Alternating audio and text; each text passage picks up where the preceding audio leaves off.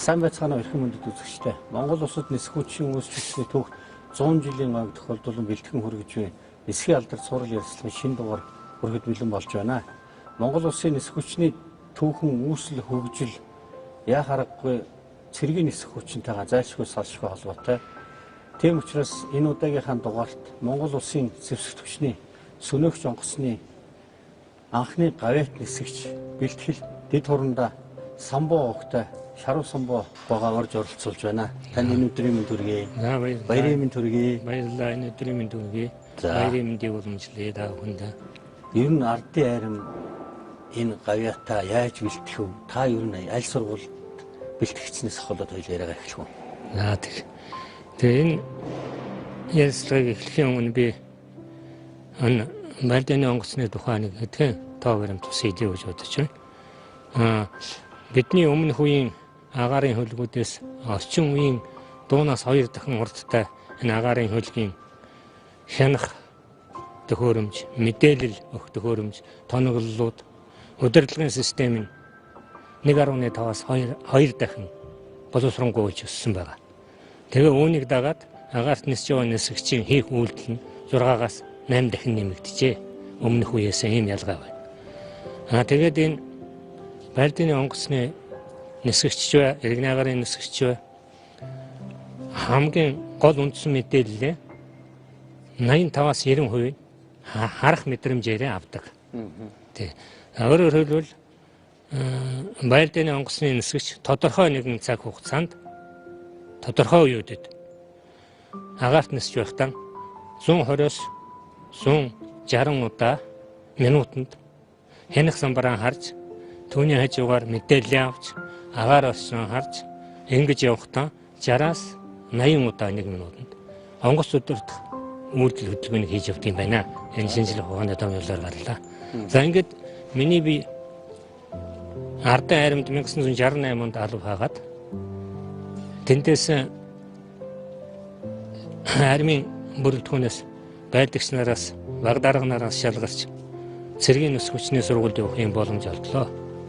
1972 онд Зүртлүүд улсын Баатар Шиорвы нэрэмжит Краснодарын цэргийн нисэх хүчний дунд сургуулийг онц дүнтэй төгсөж ирсэн анхны нисгэгч боллоо. Би бол 3 дахь төгсөлтийн нисгэгч. Тэгээд энэ төгсөж ирсэн цагаас хойш ардын армийн 137 дугаар анги буюу тухайн үеийн сөнөөгч бөмбөгдөгч онгоцны 1-р эскадрильд нисгэгч жирийн жагсаалын нисгэгчээр алав хааж ирсэн. 1973 онд анхны бие даасан нислэгээ Монголынхаа хөгтөн гэрт хийж улмаар 7 сар болж байхад надад баярт мэдээлэл юу гэвэл дэлхийн залуучууд оюутны 10 дугаар их наадамд бүгд найрамдах ардчилсан Герман улсын нийслэл Берлин хотод явах урилгыг армийн командлаас надад хүлээлгэж өгсөн. Энэ их итгэл найдвар миний цаашдын нислэгт их урам зориг өгсөн. Одоо нислэгийн гараагаа ингэж зөв сайхан эхэлж ялаа. Ингээд цэргийн нисгэгчээс ахлах нисгэгчээс эскадрилийн улс төрийн орлогч, хорооны улс төрийн орлогч, цаашлаад хорооны захирагч гэсэн албан тушаалууд дэвшин ажиллаж байгаад цэргийн нисэх хүчний командд шалган нисгэгчээр ажиллаж байсан. За энэ хугацаанд анхан 1977 онд Зүүн Баянд болсон томоохон хэрийн сургуульд оролцож явлаа. 1977 оны хавар сансрын нисгэгчдийг шалгаруулах шалгалтанд ангиасаа 30-аад нөхдийнхээ хамтаар орж тэр шалгаруултанд ороод сансрын нисгэгчдийн эмч нар ирж шалгаруулах үеэр Байлдааны онгоцны 3 нисгэгч иргэний агаарын тээврийн хөдөө аж ахуйн тусгай эскадрилийн дарга Ахмад асан сүрэн хорлоо дарагтаа ингээд 4 анги шалгарч үлдчихвлээ.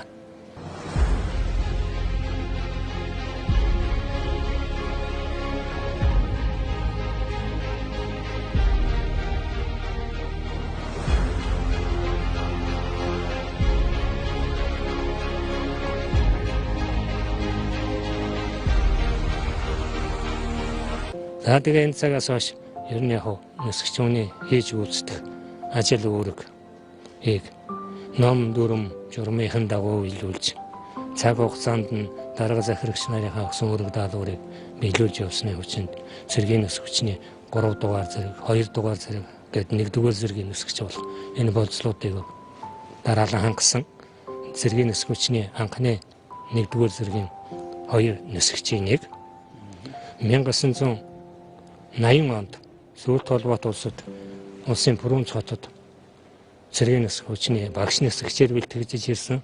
Тэгээ 9 цагаас хойш бол Монголдо өөрсдийнхөө багш нисгч нарыг бэлдэх энэ ажилд идэвхжүүлэн оролцсон. Мөн цэргийн нисэх хүчний хорон захирагчин бол ангаа удирдахаас гадна нислэгээ удирддаг, нислэгийн полигонд удирддаг энэ одоо үйл ажиллагаанд бас бие дааж суралцсан Орос одоо нөхдийн тусламжаар. Ингээд цэргийн нисгч нарын өдөр шөнө цаг агаарын ямар ч нөхцөлд бэлдэх энэ программыг Оросын одоо нисгч туршлагатай хүмүүстэйгээ хамтарч програм зохион байгуулж Монголынхон одоо цаг уур орчны нөхцөл тохируулан шинжилэн нислэгийн хорооны удирдлагуудыг хамгийн түрүүнд багш нисгчээр бэлдэх ажилд шуурхайран орсон. Үүний дараагаар эскадриллийн удирдлагуудыг бэлдсэн. Түүний дараагаар хэсгийнхэн дарга нарыг бас багш нисгчээр бэлдсэн ийм амжилтуудыг үзүүлсэн. Ингээд 1981 онд Монгол Ардын Хувьсгалт намын 21-р хүрэлд төлөөлөгчөөр сонгогдож суулаа. 1981 онд Ардын Хувьсгалын 60 жилийн оюун парадын нисгт бичлэн оролцлоо. 1986 онд болсон Ардын Хувьсгалын 65 жилийн оюун парадын нисгт орлоо. Айрмын томоохон ярийн сургуулиуд орохоос гадна жижиг ярийн сургуулиуд бол бас оролцсон. Хамгийн одоо түүхэн дурсгал зүйл бол 1985 оны 4-р сарын 16-нд Монгол Ардын Хувьсгалт намын төв орооны ерөнхий нарийн бичгийн дарга, Бүгд найрамд Монгол Ард улсын ардын их хурлын тэргүүлэгчдийн дарга, Жамбын Батмөнх тэргүүтэй зэвсэг түвшний ерөнхийг хамгаалах болон улс төрийн товчооны удирдах хүрэлтүүнд хийсэн байлдааны буудлага бөмбөгдөрлөгтэй байлдааны агаарын цэргийн маний уртаа энэ сургуулиудыг бичлэн хийж амжилттай оролцсон. Энэ бол одоо миний хороо удирдах байсан түүхэнд үлдсэн одоо хамгийн дурсгалтай мөч юм да. Тий. Түрүү таны ярианд гарлаа бас их сонирхолтой түүх байна л да. Одоо тэр сансрын нисгчийн бэлтгэл сургуульд одоо таны бэлтгэжсэн гэсэн үг үү? Тийм, бэлтгэжсэн гэсэн үг тийм. Бэлтгэл сансрын нисгч гэсэн. Одоо бэлтгэл сансрын нисгч гэсэн тийм. Одоо ямар үйл ажиллагаа болсон? Энэ яг тийм. Энэ талаар бол яг ер нь 77 оны 4 сараас Монгол хүн сансрт нисэн гэсэн тийм яриа гарч ирсэн. Тэгээд сансрын нисгчдийг хаанаас сонгохгүй гэдэг асуудал тавигдсан байна да. За ямар ч үсэн Мадины онгоцны хэдэн нисгч нараа хэмлэг үнслэгээр оруулъя. Тэгээд өөр одоо энэ дэндээс залуучууд аригны агарын тээврийн нисгч нар энгийн улсууд энгийн явган цэргийн одоо мэргэжилтэй офицерууд ч оролцсон тэр. Тэгээ шалгаруулалт хийгээд үнслэг явуулаад манай Монголын шилдэг эмчнэр доктор профессор үзээд тэр хүмүүсээс нэг 10-аад хүн үлдээсэн. Тэр 10 хүн үлдээдэг учир нь гэхээр одоо зөвлөлт улсаас одын хотоос сансрын нисгчнэр ирж бид 10-ыг үзээд тэр 10-аас 4 хүн шигшиж үзэх тийм номтой байсан юм байна. Тэгээд тий одын хотхны эмчнэр 6 сарын ихээр ирсэн баг.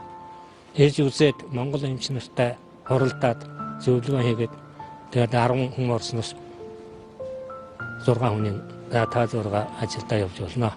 Тэгээд иргэн агарын тээврийн сургуульд дараа манай 3 нисгч одоо миний бие одоо лагусрын гээд манай оны нисгч байгаа тэр Эрхэн баяр гээд талигч усан нисгч бид 3 ингээд иргэн агарын нисгчтэй дөрвөлөө үлдсэн.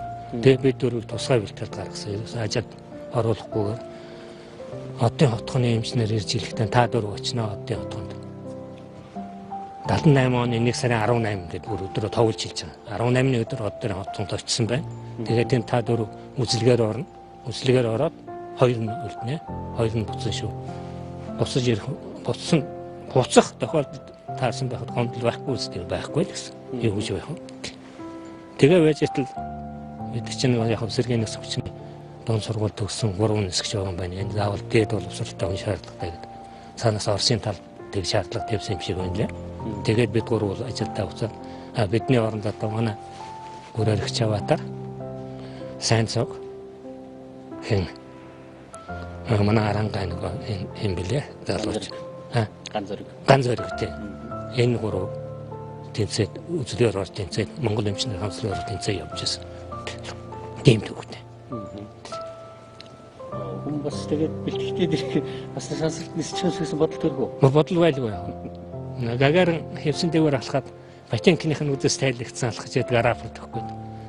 Тиймэрхүү бодол төрдөг юм байна. Тийм нэсэд бууж ирүүл нэг тиймэрхүү маягтаад. Тэгтээ үдээс нь хэн үдэх юм байх шүү л гэсэн бодол төрж ирсэн тийм.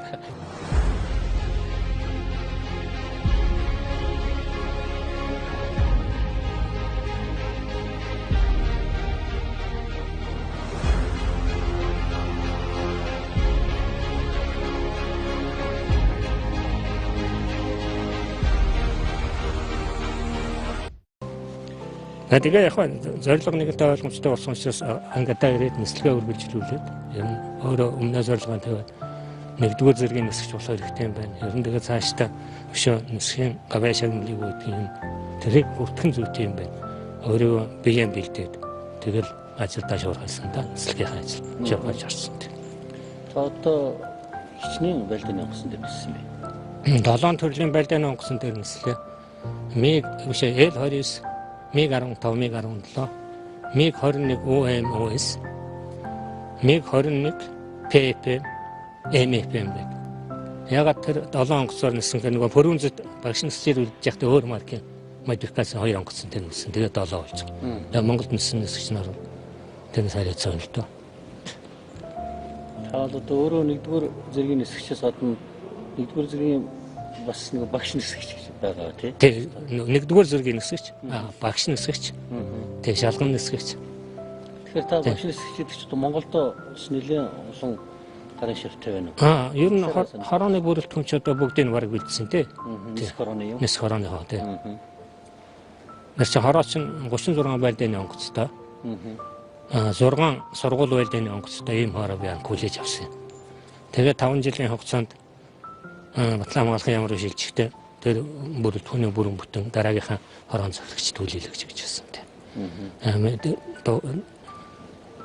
Энэ бол одоо яг тухайн үед ажиллаж байсан цэргийн нисгчний инженер техникчийн бүрэлдэхүүний хүчин чармаал нийт нисгчдийн идэвх чармаал сайн байсан учраас миний командж байсан үед ноцтой бараслаараа.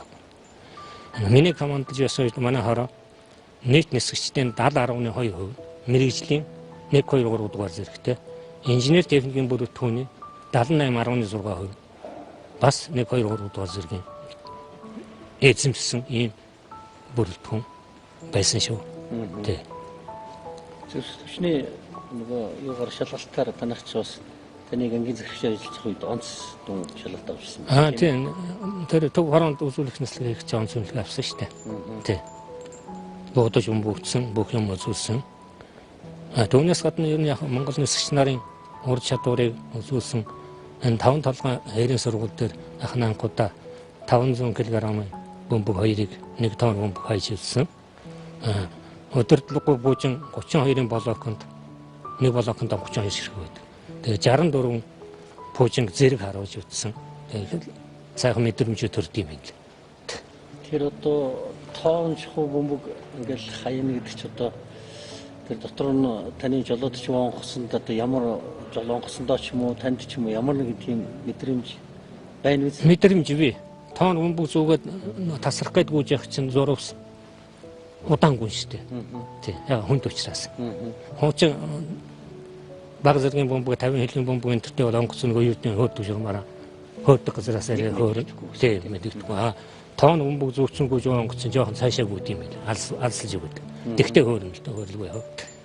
Тэгээд тэр бөмбөгийг байнд хаяхад бол яг онгоц бол үсэг гэж хөөрөөл дэше гарч ирдэг тийм мэдрэмж төрсөн. Тий, тэр тоон бөмбөг хаяхдаа зэрэг хөнгөрч юм л да онгоцтой. Тийм мэдрэмж төрд юм.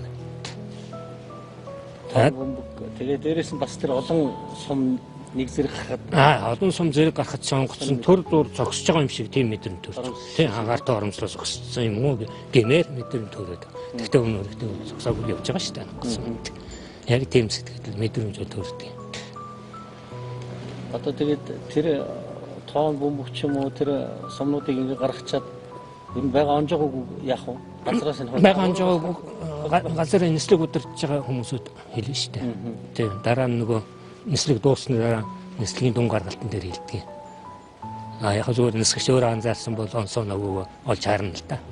Яаж яах вэ? Нисгч бол яаж явах хазаалт өгөөл хараад тэгэл явдаг шүү дээ. Байгаа харж Тэг байгаа хараад байн дээр онжоог юу ерөнхий байгаа хэмжээг нь мэдж байгаа юм чинь тийм байгач ингээд тэмдэглэсэн байж байгаа газар дээр. Цагаан шахуур тойруулаад тэр тойрог дотор л унжээ бол онжилоо гэсэн. Тэгэхээр нөгөө таны намтар тус байсалтай нэг хэмнэлт гаргасан гэдэг. Одоо эн чинь нөгөө оноог бол одоо дахиад тойрог хийгээл дахиад байгаагаа бодох уу? Тэгээд онохгүй л яхан буцаал арай дөрөв амгаргаа юу шүү дээ. Ахад цэнгэлээ. Тэг ахад эрг цэнгэлээ гээд юм. Хэмнэлт гэдэг бол энэ цаг уурын ердөө нөхцөл системийн нислэг гэж хэлдэг. Чиг шулуун нислэг. Хөөрөөд нисээд буцаад эргэж тодорхой цэгт очиод арай дөрөмс 40 км очиод буцаад яг полсоогоо чиглэж орж ирж боддог байхгүй. Энэ системд нисж байгаа нисгч нар бүрэн цэник хийгээд явахдаа зэрэг эргэж ирээд хахад 2 дугаар хайрцагт явдаг байхгүй. Тэр сайн явж байгаа нисгч нарыг бол заавал 2 дугаар хайрцагт явуулах шаардлага байна. Тийм учраас шатхууны цэнгэлэлтийн 2600 цэнгэлдэг байлдааны онгоцыг 2200 цэнгэлээд гаргаа. Гэт энэс нэг нисгчээс 400 литр гэсэн үг л дээ хэмнэлт. Энэ бол одоо нисгчийн хэмнэлт бол нөгөө хангалт үйлчилгээний батарейны ялгаагүй хэмнэлт болно шүү дээ. Тэ? Ингэж гарч ирдэг. Байлдааны нисгч бол байгаан оноод бөмбөгдөөд он, харваад он, онсон тохиолдолд бол дараачийн нислэг дараачийн шатанд орно. Хэрвээ онохгүй л ахаад зөөлгөн шалгуулна. Тийм учраас бас байгаа он жилийн бол бас сум зэвсэг техник юм хэмжил байна гэсэн үг шүү дээ. Тэгэхээр та түрүү сэрэн дээр дурцалтай энэ нөгөө намын төвөрөний одоо хийсэн юм шүү дээ тийм ээ. Тийм. Шалгалт юм. Ерөөсөө Монгол нисгэгч юу чадад юу сурсан байна. Энэ дуунаас урдаа онгоцсон дээр тэрийг үзүүлж байна. Монгол нисгэгч ингэж чадчихжээ шүү. Хийж шүү. Ер нь нисгэгч нарт итгэж болно шүү л гэсэн итгэл найдварыг төрүүлж өгч байна гэсэн. Тэгэхээр та тэр үйлдэл шүү дээ. Одоо ерөө байгаа оног бол буцаал дахиад цэнэглэнэ гэдэг шиг эхнийхээ ингээ онгоцол ингээ явахаар бас тэр томцоолт бол одоо бас нэг одоо сүүлд нь танд ч юм уу одоо тий талархлын тийм байсан одоо байлгүй сайн байна. Тий онсон. Тэгээ талархал байсан мэ чи хугацаанаас өмнө төрөндөө болсон шүү дээ. За. Тий тэгээд Цэрэнгавын одоо хосон надаа. За. Тий. Тэгэхээр бас тэр үед бол хүний нэг эзэмшсэн мэрэгчлэрээ бахархна гэдэг бол бас гоё. Тийм бахархалгүй яг. Үнэхээр бахархаж байгаа юм чинь тий. Ялангуяа манай Яндонгийн нараа байсан тэр үед. Бэлтгэл дээр ис шалгадаг.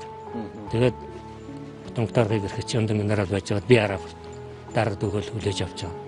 Тэгээд бэлтгэл дээр бол тэр баймаа онж байгаа Яндонгийн нараа та нар ерөөсөө Орсын нисгч нар гэж хараад байх юм байхгүй. Хорон даргаасаа суул. Тэгэл болоо шүү дээ. Бага яаж онж харахгүй юу гэсэн. Тий. Тэг заавал орос сурагч хийх нь шаардлагагүй болж байгаа юм биш үү гэсэн хоны байж байгаа. Тэр чутгаараа ер нь тэр батаны багш нисгчээр олон хүн яасан бэ? Тэгсэн тэгж бэлдсэн багш нисгчээр үлдсэн. Би чинь орос нисгчийг шалгасан анхны монгол нисгч шүү дээ. За. Тий. Ягаад гэвэл их сайн. Энэ чинь нөгөө 100 амраад явчихдаг шнэ нисгч нар. Тэгээ ирээд эрэхэд нь би амарчаад ирээд би нисгээ хийгээд нисгт гарцсан байсан. Орос нисгчнэр ирээд миний зөвлөхөөр хөвлөл. Надаар шалгуулж байгаа. Шалгуулж ил нисгт гардаг. Тийм, шалгуулж яж гардаг байхгүй юу? Би даасан нисгт. Заавал амраад ирсэн тохиолдолд. Завсралга гарсан тохиолдолд удаан хугацаагаар сараар ч юм уу тийм ямар нэгэн шалтгаанаар нисээг. Тийм тохиолдолд заавал шалгуулж яж би даасан нисгт гардаг. Тэгээ орос нисгч Соловьев Валерий Борисович юуны армийн нөгөө нисгчний командд байсан нисгч Иван Яковлевич Оловский хоёр хорондоо би шалгаж гаргасан Монголын анхны үнэтэй. Тэгэхээр Монгол цэргийн нисгчийн чадварыг харуулж байна гэсэн. Би өөр тэгж л ойлгож байсан тухай шүү дээ. Одоо ч тэгж бодож байна. Тэгэхээр орос нисгчнээс дутхгүй юм байна.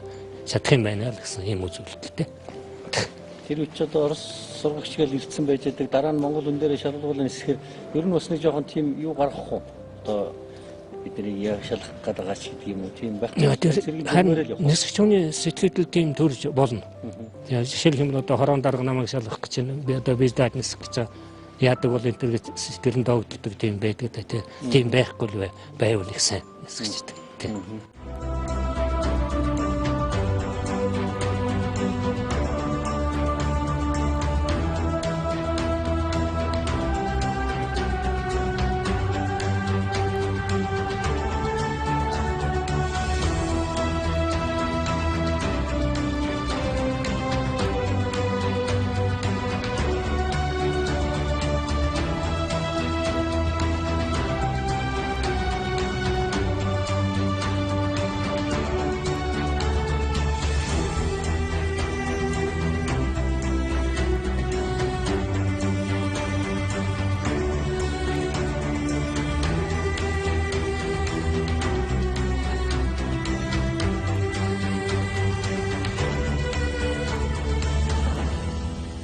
50 л байх хэрэгтэй. Хамгийн гол.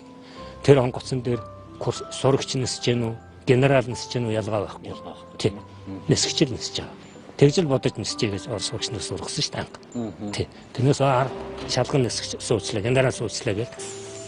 Тэгээд арай өөр сандраад эхлүүл болохгүй шүү дээ. Тийм учраас 50 бай. Газар дээр нислэгийн үйл ажиллагааг яг автомат юм шиг хийж сур. Тархиндаа бүгдийг хураа тэрийг автомат. Ямар цаг өөрийн нөхцөл яаж нисэх вэ? Яаж бэлтгэх юм чинь нислэг болгоны өмнө бэлтгэл хийдэг. Тэр бэлтгэл дээр бүх юм базаад хосоороо нисчээвэл яаж нисэх вэ? Ганцаараа нисчээвэл юу вэ? Зоонд очиод юу вэ? Маршрутын нислэгэнд юу вэ? Агарын цэл амдан хөөхөд юу вэ? Бүгдийн газар дээр хийчихэд орон шалгалтаа өгчөр маргааш нислэгэндээ гардаг. Нислэг гарахын өмнө бас нөгөө тоглолт газар дээрх тоглолт гэдэг нөгөө нисгчтэй хамт нисгэж байгаа нисгчтэй газар дээр ярина шүү дээ ярилцсан. За би шинэ 45 би гараад цаазаа чи дагаж цаазаа би ингээд тогчоол чи ойртон энэ төр гэдэг юм эсвэл бөксөө ингээд явуулж жоохон зайгаа хоолт гэсэн тэгээд тохиолдлуудаа өгч юм. Тэгээд харилцан ойлголцол яваад байна. Тийм ингээд жоохон ойртгатай энэ гараа ингээд яваад. Одоо таавал бас нэлээд хэдэн одоо он баярын одоо үзүүлэх тийм маяг үзүүлэх нислэгт оролцож ирсэн байлээ. Энэ бас бэлтгэл нэлээд шаарднаас. Бэлтгэл шаардна тийм. Чинь бидний чинь ардын хувьсгалын 60 жилийн парадын нислэгт бэлтгэхийн тулд Аржингийн аршаа суулууд нисгч нараа бүгдийн тэнд 14 хоног байрлуулад тэндээс өглөө анги дээр ярьж ажиллаа хийгээд нислэгэн даваалдаг. Цаад ороо нислэг дуусгаар тийш очдөг тийм л байсан тийм. Тэр чинь бэлтгэл нисгчийн сэтгэл зүйн бэлтгэлийг доктортой байлгах гэсэн үднэс би эмч очоо байрлал чинь хяна нислэг эмч. Нислэг эмчийн хяналтанд байна шүү дээ бас.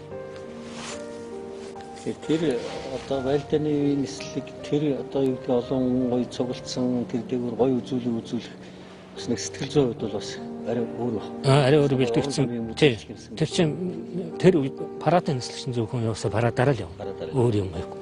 Нөгөө шоу агарын шоу энэ төр хэвэл тэрэн дээр үзүүлнэ. За бидний Батмунх дарагт үзүүлдэг нислэгүүл нэг гэсний агарын шоу бол та. Тийм Монголд хийж байгаа. Сэнэгч одоо энэ дуунаас хурдан онгоцоор бас нэлээд өндрийн болоод хурдны яс дээд амжилтууд тогтоосон байдаг. Энэ талаараа сонирхол. Тий. Энэ яг зөвхөн толгойд усад засвар хийгээд ирсэн, их засварт ороод ирсэн онгоцуудыг хүлээж авч шалгадаг. Тэр үеэр онгоцны дээд өндрийг үздэг ийм програмтай.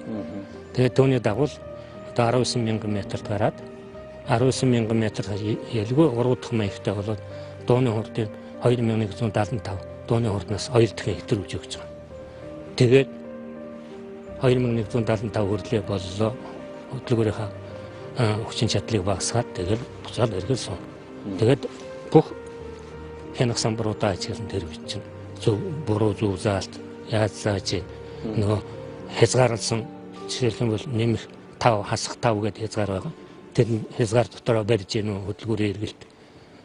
Тэгээд онгоцны нөгөө температур гарч байгаа газ энэ төр гээл тэгээд нарийн юмнууд нь хянаал явчихна л доо. Тэгэл гүрсэн бүснэс өсвөлээл тэг агаарт нөгөө онгоцны авиг горизонт энэ төр гээд нөгөө нислэг маягийн нислэг хийж явах эргэлтдэг тэр бор хянах самбаруудын юмнууд давхар хянаа явчихж байгаа.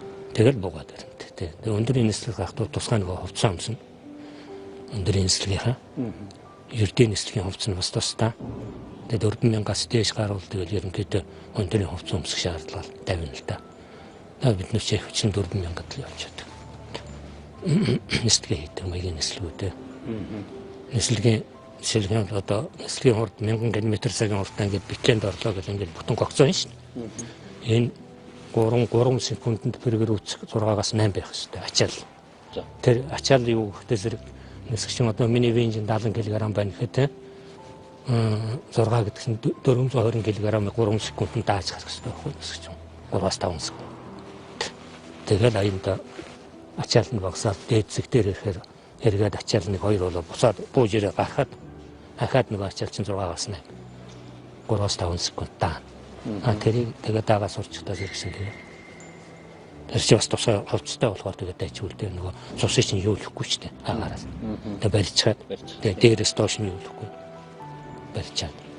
Тэгэхгүй сошиологдуулдаг чинь хаалтанд балартна шүү дээ бас. Тийм учраас тухай зориултын хүмүүс өмсөж харан заавал битаач хэрэгтэй. Яг тэр нэг 77 онд Сүм Баянгийн хэрийн сургуульд бэлдэж байгаад би зүгээр чагсаалын нисгэж байсан. Тэгээд 4 онгоц явдгийн 4-т нь би байхгүй юу. Тэгээд 17-оор нисэж байсан. Оваленский гэдэг манай эскадрийн дараа орондоо байсан. Тэгээд би 4-т нь тэгээд нөгөө нам өндөрт нисэн. Нам өндөрт нисээд ингээ харахтаа зэрэгч ингээд 4-т онгоц би 70-аар газар хүрэх гэж юм шиг харагддаг. Тийм сэтгэл төрдөг гэсэн. Тэгээд энэ чинь өндөрөө харахаар зүгээр болж байгаа. 200 метрт л явж байгаа. Тий.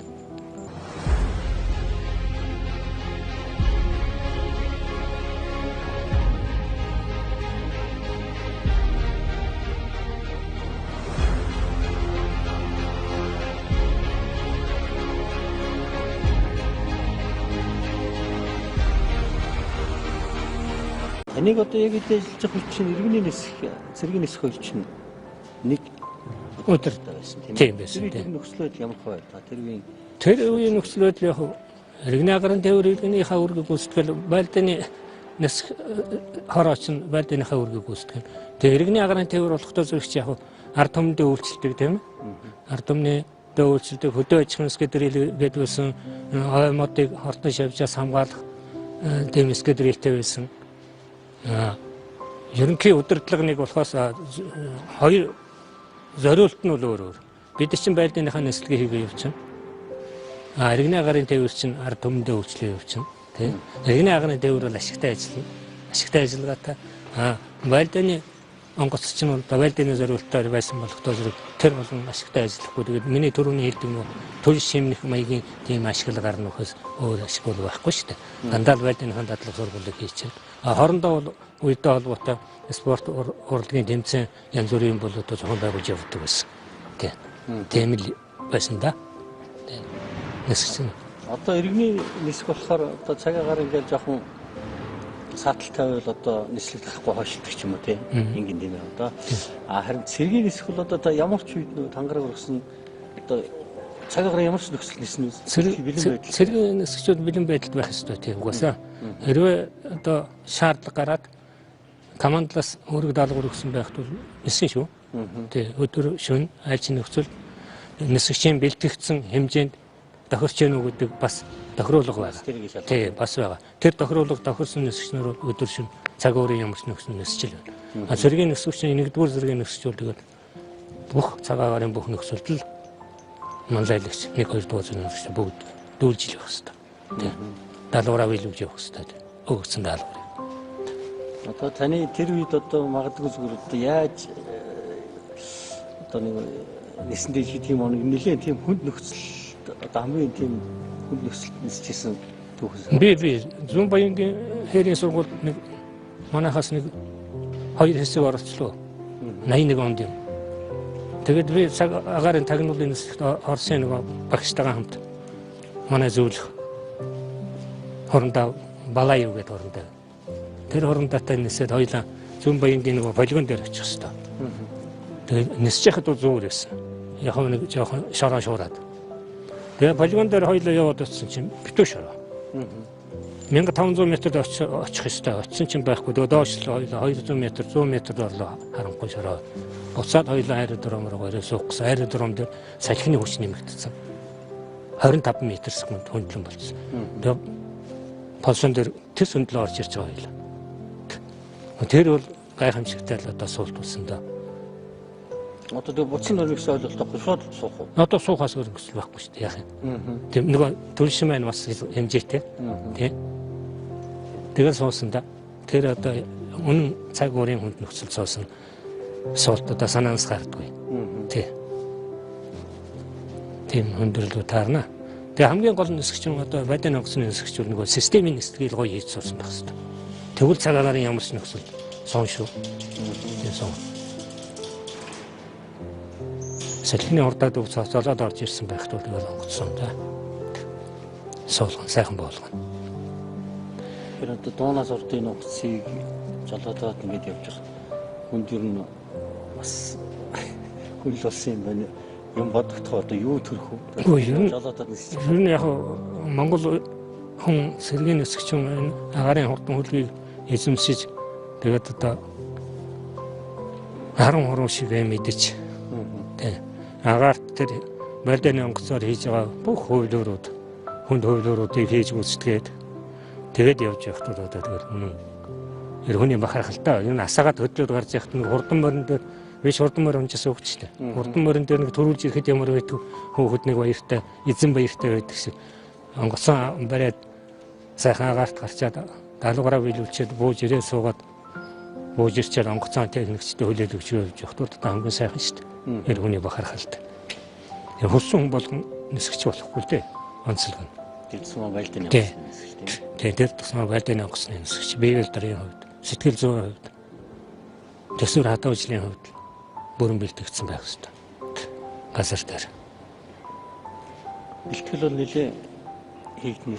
Бэлтгэл бол нэлээд чампаа хийгдэн шүү дээ. Ер нь яг сургуульд байхаас эхлээл нөгөө биеийн дамирын хичээлүүд тэгэл агарын хөдөлгөөн акробат нөгөө төрнөх савлуур дээр хийдэг юмуд ч одоо бас тэгээд тусгай тийм биеийн дамирын цэргийн нисгчнэр зөрөөс нөгөө иргэдэг савлуурууд байдаг. Тэрэн дээр чинь одоо сургуульд байхад бол нэлээд сайн хийжсэн шүү дээ. Тэгээ яг сүндээ сурчхаараа тэгээд дайжуултээ. Эхлээд толгой иргэн нөгөө газар дээр зүгээр эргэж явах шүү дээ. Толгой молгой эргэх юм хүм. Тэгээд нөгөө стабилярны аппарат толгойн тэнцвэржүүлэгч аппарат сайн болчиход байвал агаарт яаж хэрэгжилжсэн тэгээд байрлалаа зөв сонгоо явчих шүү дээ.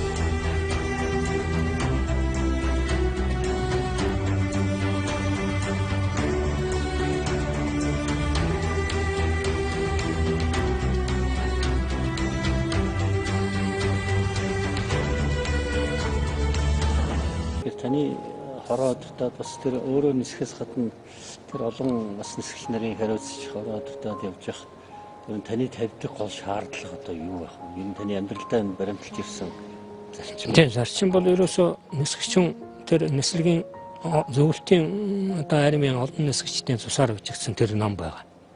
Тогтмол. Яаж нисэх ёстой, юу хийх ёстой нисгч юм. Яаж явах ёстой. Тэгээд байлдааны тусгай програм байгаа нислэгийн хөнгөнөөс хөндрөө шилжсэн. Тэр програмуудаас ч өрчихгүй. Тэр бичигдсэн дүрм журм заавал ёсчлон биелүүлж явах ёстой. Тэрнээс гажих юм бол тэгэл амнаас алдна. Онгоц техникийн хэвтэндээ агаар усалт орно. Тийм учраас нарийн асар өндөр хурдтай онгоцой чинь сахилга батсан байл гэсэн үг шүү дээ нэр өснө. Нисгчэн сахилга батсан байх ёстой. Тэгэл тэр олон хариуцж ажиллаж явах тусна олон сайн томбодог гэдэг шиг бас асуудал гарна биз? Гарна шүү дээ. Тэгээд чинь зарим үед чинь залуу нисгч нарын нисэнгүүт нь араас нь дагаад нисдэг байхгүй юу? За. Нислэгийн өдөртөгч хэлчихээд би дагаан шүү. Тэр. Тэгээд дагаад нисэнд чинь харахгүй ч намайг дагаж байгаа мэдгүй. Нөгөөдөг чинь ийшээ хараад юу ороод лүн ороод лүнгээс буцаад бацсан бор ордог байхгүй юу? Машинаар явчих. Лүн өнгөрсөн чинь давшаа дарж. Дараад адилхан дараад байлаа нэлээд дарлаа. Одоо болж байгаа юм биш үү гэсэн. Ингэн гоо. Дээшээ дата яваад өгч байгаа тийм. Нөгөө дуудлагаар нь хэлэхгүй юу? Тийм. 100 хэд ч гэдэг 111 ч гэдэг юм. Одоо боллоо штэ гэдэг. Чи баруун талдаа хардаа хэр ингэж хаснаа. Гоцоотэл дата яваад. Тийм хүн байдаг штэ тийм. Ер нь Орсын нисгч нар ч гэсэн бас тэг шалгадаг тийм туршлагатай. Залуу нисгчийг хаяа нэг дагаж гардаг. Ер нь сахилгагүйтэй байна уу гэсэн нисгчээ дагаа гарчаад юмгүй. Нислийн өдөрт шилжээд араас нь гад явчихна. Нөгөө нисгчүүдийн ганцаар нисчний шүтөл яваад гэдэг байхгүй. Шинэ болохоор нэг урдах замаар харна аргашаар тийм. Харагдахааргүй жоохон нэлээд зайтай барьж шít. Ерөнхийд нь янаал. Хурдын чэнчиж байгаа. Тэр чинь өндөрийн чэнчиж байгаа. Өндөрөө өрж ийн урдаа өрж ийн тийм. Нөгөө эргэх зэг дээр эргэж чадчихэв нүгөө. Сахилгаас нөхдөд ямар арга хэмжээ авах вэ? Яг бүр ноцтой сахилгууд бол нислэгээс хасан шүү дээ. 7 хоног ч юм уу 10 хоног ч юм тэр чинь бас их хортой дөө. Нислэгээс хасаад нэгдэг шүү. дадлаглалж чинь гэсэн үг байхгүй. Тийм. Тэгэхээр ахаад шалгах шүү дээ чинь. Тэгэхээр тэгэхгүй бол одоо сахилгагүйч болохгүй. Ном дөрвөөрээнээс журмаараанаас тийм сайн нисгч болоо гэж бодвол ном журмаараа л явж. Яг одоо хаяа бас нэг сахилгагүйх юм байж л байгаа юм да. Та ингээд бас нисхийн тэр хүндгчээр ажиллаас гадна бас нэлээд нийгэм идэвхтэй байсан юм шиг байна тийм. Тэр үед одоо сүлд нь бас байсан тийм шүү дээ. Орлын сонгогдсон тийм сонгуульд дээр оролцож ирсэн. Сонгуультай.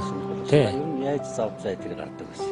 Гуй яхан одоо тэгээд нэг сонгуул өгсөн юм чинь тэгээд сонгуульд ажиллаа бас их бүр болохгүй.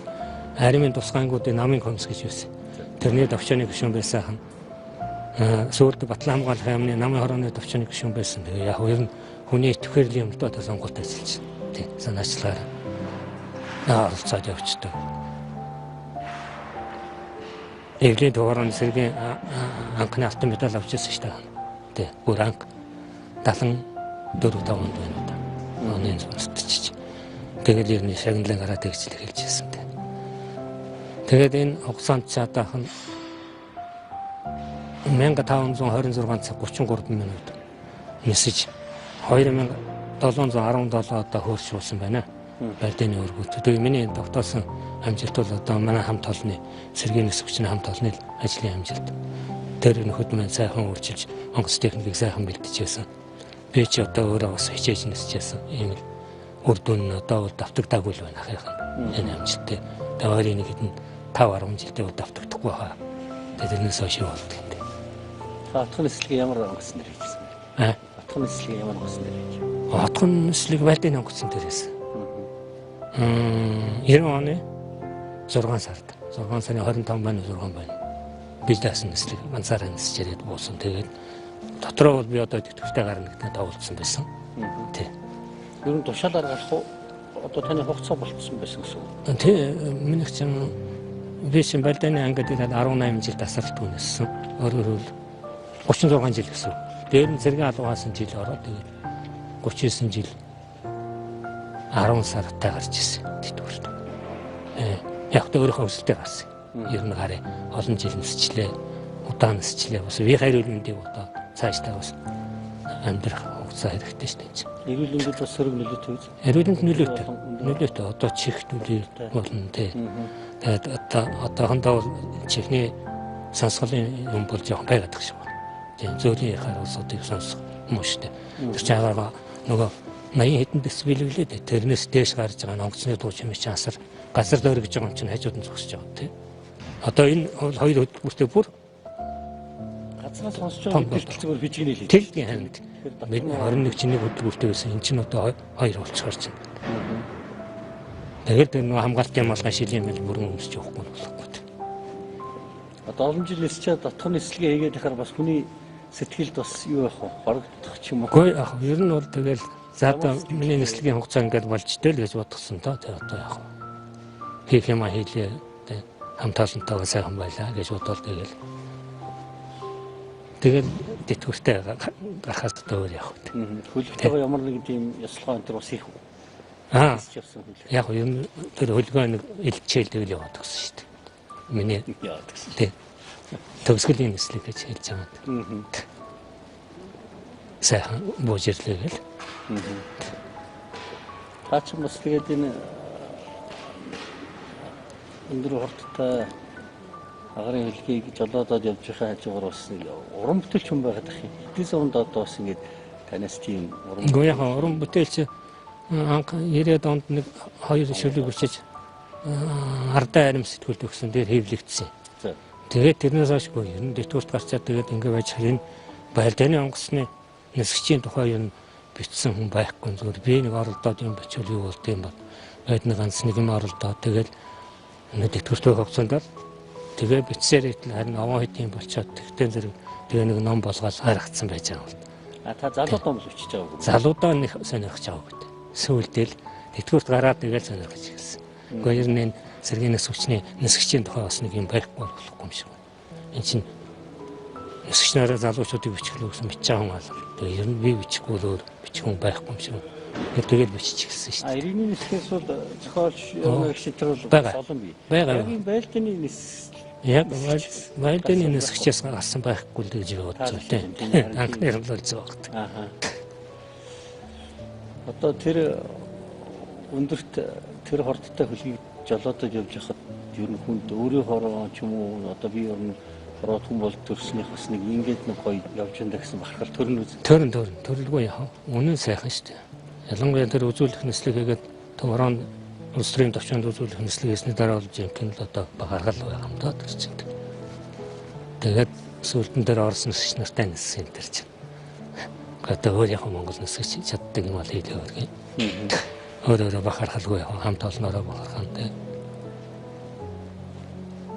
Тэр нь байлдааны нонгосны нисгчийн онцлог бас байх одоо нэг бэлтгэл энэ бас нэлээд онцлог байх. Агарын хөлгөө одоо та бүрэн шалгаж хариуцчих уу? Тэг н агарын нислэгт гарахын өмнө өглөө ирээд эрүүл мэндийн үйлчилгээр ор. Тэгээд эрүүл мэнд тэнцэж явуулаад дараа нь нислэгт гарах онгоцоо хүлээж авах техникээс. Өөрөө нисгэж байгаа онгоцоо өөрөө эхэлж асааж шалгана нисхийн өмнө. Шалгана. Дараа нь нислэгт эрэхтэй зэрэг ахиж хүлээж аваад тойроод машинтаараа тоож үзээ. Бүх зүйлийг янз үзээд тэгэл гар үсэг техникийн дэвтэр дээр гар үсэг зураад онгоцоо хүлээж авал тэгэл кабинд орно да. Кабинд ор шүхрээ боглол тэгэл онгоцоо нислэгийн өдөрдөгчтэй холбогдол онгоцоо асаагаад тэгэл явуулж эхлэв шүү дээ болсороо. Тэгээд чинь хүн болгон дуудлагатай би чинь хоронд ирчээд хорон зөвлөгч болчиход 101 гэж дуудлагатай байсан 101. 101 тэдэн цаг тэдэн минутанд болсон дээрээс хөөрч явах хэрэгтэй. Тэр минут цагтаа л хөөрөх хэрэгтэй.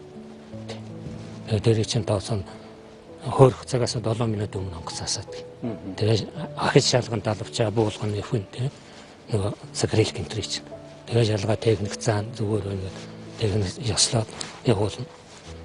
Тэгээд нөгөө 7 минутанд онгоц хөөрөх ёстой. Нислэгийн хувьд чаас шившөрлөө аваад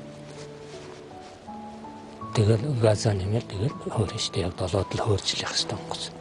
Байлдааны онгоц бол ерөөсөө дандаа цагаар хөөрөх цаг бол яг цагаа барьчих ёстой. Буух цаг бол нөгөө агаарт байгаа дарааллаа харж байгаа. Буух цагийг тодорхойлохгүй. Хөөрхлүүд яг хөөрхөл яг цагаа. 10 цаг 00-д эхний онгоц нисэж явах ёстой бол 10 цаг 00-д өндөрчлөх ёстой базараас. Тийм. Ядэрээ сурчсан. Онгоцны одоо үзлийг шалгалт бол нарийн байна уу? Нарийн. Нар зүг тоож иргэдэг. Бүх юм үздэг. Урд хоншоор бас эхлээд тэгэл баруун талаараа тоорол, бүтэн тоорол, хойдлоо үзвэл онгоцны шуурм мөхөр яаж игдсэн байна. Төгжөн жоожлогдоогүй байна уу тэр бүгдийг үсэж шалгаал. Тэгэл зүүн талаараа тоорол дугуйныхаа нөгөө ихвгдэг нөхмөх бүгдийг үсэж шалгаал. Тэгэл дэвтэр дээр явчихад кавинд ор. Тэгээд кавинд орсноос хойш онгоцны техникч онгоц руу өртөхөж зайтаа зогсож байгаа л ёслол асаагаа шалгаал нөгөө мөрөөлөө хөдөлгөн далавчаа буулгаж ирэх нь бүх юм зүгээр техникч үзүүлэл ингээд гараараа тохиол. Тэгээд цаашаа явна. Одоо юу яах вэ? Одоо жишээ нь одоо жижиг сажиг ч юм уу нэг юм алдаа малдаа гараад эсвэл одоо та онгоц өлөжөхгүй байх тохиолдол гарна үү? Гаралгүй яах вэ? Нэг миний онгоцон дээр биш гэсэн өөр онгоцон дээр нэг төлхөөр ч юм уу нэг атвэрх ч юм уу нэг гөвч ч юм байхгүй болсон байвал тэр нислэг зогсоод бүх юм шалгаад бүх онгоцыг шалгаад тэрийг олдлоо. Оллоог бол тэгээд нислэгээ өргөжлөл дараа нь тийм журамтай. Тэр чи одоо удирдлагын завсраар ороод гасааж өрчих ч юм уу дугуй өгөхөд дугуйны хөвгдөхгүй ч юм уу янз бүрийн тохиолдол байна шүү дээ. Тийм тохиолдол зөндөл байж байгаа орсдол. Манай Монголд бол гайгүйсэн. Тийм тохиолдол байгаагүй. Ганц нэг тохиолдол 17 дээр байсан. Тэгээд төлхөөрөө хайчдаг. Тэгсэн нөгөө цэрэг нь гармалаа яваад гисэн. Нөгөө техникийн төлхөөрөө хайгаад байдаг. Нөгөө савндаа байхгүй. Тэгэхээр чи сагсгоос яваа. Одсон цэрэг нь гармалцдаг.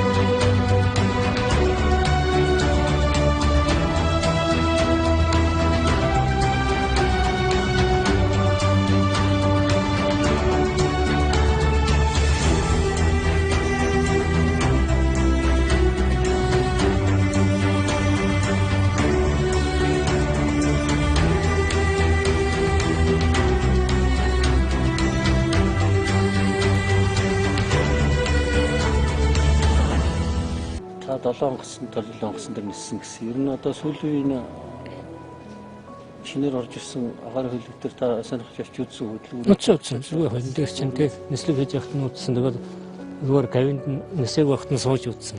Балдуур нэг нисчихсэн гэсэн бодол төрдөл. Тань зөвшөөрлөх үү одоо? Нисэх Одоо өгөхгүй л дээ юу гэж байна. Тэг өгөхгүй. Агуул яг нэг суугаад зүгээр сарчигч маягаар нисвэл нисэж чинь л дээ. Хувцас өнгөсч яваад. Нислэгийн хувцас өнгөсч яваад. Тэгтээ болохгүй л дээ дөрөв зааг үт. Агаар гасан янз бүрийн болвол яа. Зөвшөөрөл авч явсан гэдэг. Одоо зүгээр хаяа нэг сайхан нисгэрс гэсэн бодол төрдгий шүү. Төрдгий. Ер нь нисээд нэг тойроо бүчинсэн гэсэн бодол төрөн шүү. Энэ салуурын эдис болж, энэ салуурын манлайлагч болж явсны үед хүчний салбартаа ажиллаж байгаа, иргэний олон сэргийн салбарт ажиллаж байгаа энэ бие бүрэлдэхүүн, энэ хамт олондоо хандаа сэтгэлийнхаа үг хэлээч. За баярлалаа. 100 жилийн хойгоо иргэний агаарын дээвэр сэргийнээс хүчин хамтарч тэмдэглэнэ гэдэгт би итгэлтэй байна. Тэгээ энэ нийт иргэний агаарын дээврийнхаа нийт нисгч нар инженер техникийн бүрэлдэхүүн, сэргийн нисгчний нисгч нар инженер техникийн бүрэлдэхүүн, хангалттай үйлчилгээний батлан, холбооны батлан бүх бүрэлдэхүүнд 100 жилийн хойгоо огтсон ажил хөдөлмөртөө эрчимтэй орж энэ ойгоо одоо аваар осолгүй сайхан тэмдэглэх ерөөлийг нийт бүрэлдэхүүнтэй өсөн ёроё. Баярлалаа танд. Монгол Улсын зөвшөөрөгчний Сүнөөгч онгоцны анхны говьд нисгчтэй ярилцсанд баяртай байна. Танда эрүүлийн сайн сайхан бүхнийг хүсье. Тэгээд нисгийнхаа 100 жилээр баяртай сайхан уулзъя. За баярлалаа. Нэвтрүүлгийг бэлтгэсэн та бүхэндээ баярлалаа. Та нартаа энэ сурвалжлах ажилдаа сэтгүүлчийн ажилд олон шинэ амжилт гаргахыг хүсэн ёроё. Ялангуяа 100 жилийн агаар олон сайхан нисгчдийг сурталчилдаарай. Ажлын амжилтыг сурталчилдаарай гэж үеэ дөө. Тий.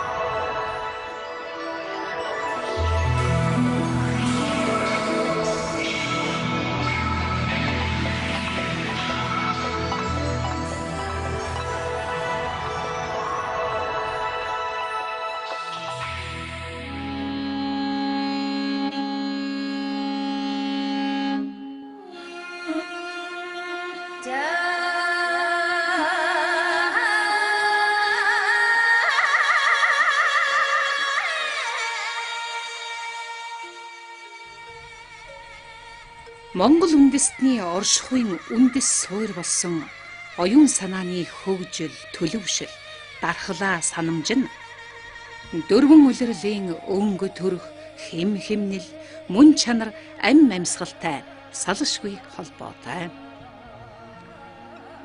Нүүдлийн соёл хэмээх ойлголт нь зөвхөн ахуй амьдралаа залан жолоодох төдий хэвшил бус.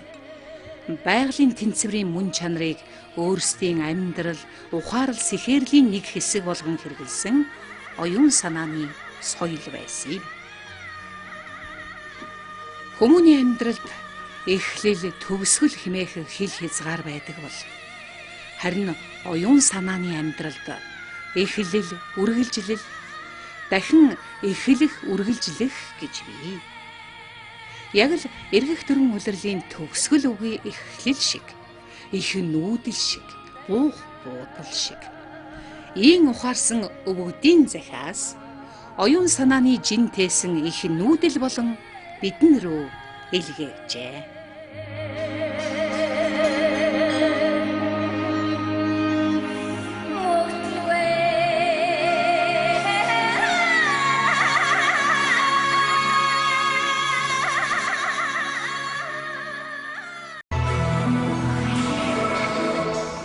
Зуны дэлгэр цагт зулцган оюуныг тэтгээрэй.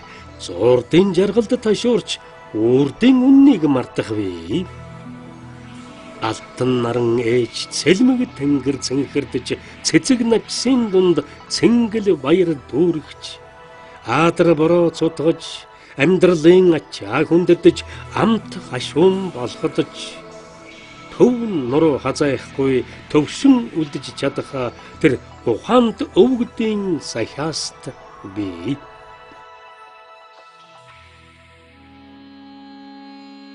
Мөн хөх тэнгэрийн хүүхдүүд гэгддэг хөх толбот монголчууд бидний өвөг дээдэс альва хэрэг явдлыг тэнгэр мэт дээрээс нь харж ухаарч алган дээрээ тавьсан мэт алсаас хянаж зохицуулж ирсэн учраас тэнгэрийн хүүхдүүд явсан юм.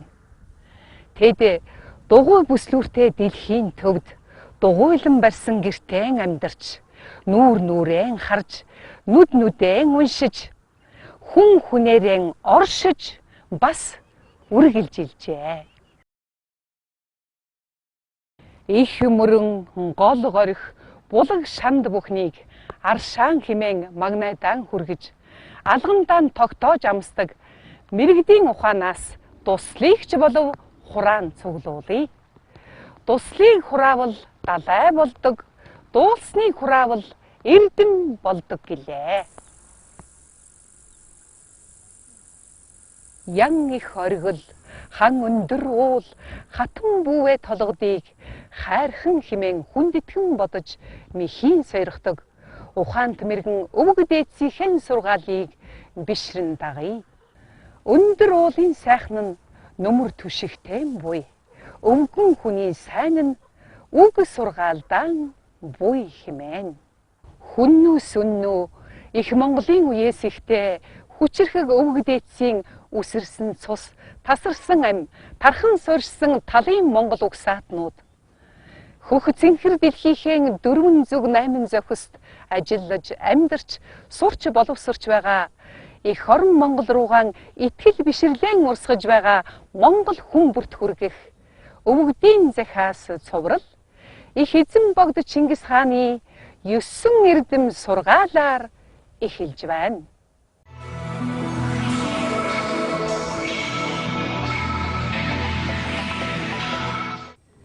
Ирээдүй хойч үе болсон энэ цагийн үрстэн их эзэн Чингис хааны хэлж, өвлүүлж, захиж үлдээсэн захиас бас зарлиг болсон Монгол хүн бүрийн эзэмшил зохих 9 эрдэм. Бусдын зовлонг бие дор эргэцүүлэх эрдэм. Буруу тэрслүүгээр хэрхэвч үл явахын эрдэм. Булт хүнийг өргөж хүндлэхийг хичээнгүйлэн сахих эрдэм.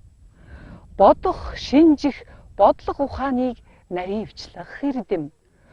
Буцаж булихыг өхөвч үл үйлдэх эрдэм. Бузар очид дор согтууран үл живэх эрдэм. Бусдын эд дор ховдоглон үл горлох эрдэм. Буруугаан эргүүлж ичиж имээхийг мэдэх эрдэм. Бусчрыг засахад зориг үл шантрахын эрдэм гэсэн энэ 9 эрдмийг мэдэж сахиж байж сая жинхэнэ хүн болно гэсэн утга чанар оршиж эрдмийн ихэн хүн болохын эрдэм гэдгийг эренблэн захиж хүн болох их ухааны оргил нь хүний сайхан сэтгэл гэдгийг хэлж сургаж үлдээжээ. Сэтгэл химээх нь биеийн эзэн бөгөөтөл сэтгэл мунхарваас би даруй хэвтэн гэсэн их хааны үг Монгол хүний ертөнцийг үзэх үзэл хүний сайхан сэтгэлд итгэж найдах суур хүмүүжлийн их ундраг болжээ.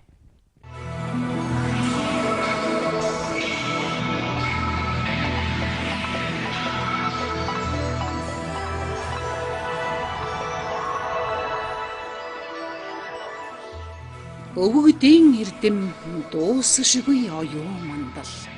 Өвгдийн сургаал дундаршгүй өв сан. Өвгдийн ухаан шавхагдашгүй оюун тундарга. Өвгдийн захиас шантрашгүй итгэл найдвар. Эцэг өвгдийнхөө эрдэм ухааны үргэлжлэл, эцэг өвгдийнхөө сургаал захиасын биелэл, эрд идүүгээг холбох ихэ түүх, түүний ой санамжийн хэлхээс эх орн Монголынхон ирээдүйг бүтээлцэх, оюун санааны эзэн болохыг хүсэж буй хэн бүхэнд хаяглан өвөгдийн захиасыг илгээв.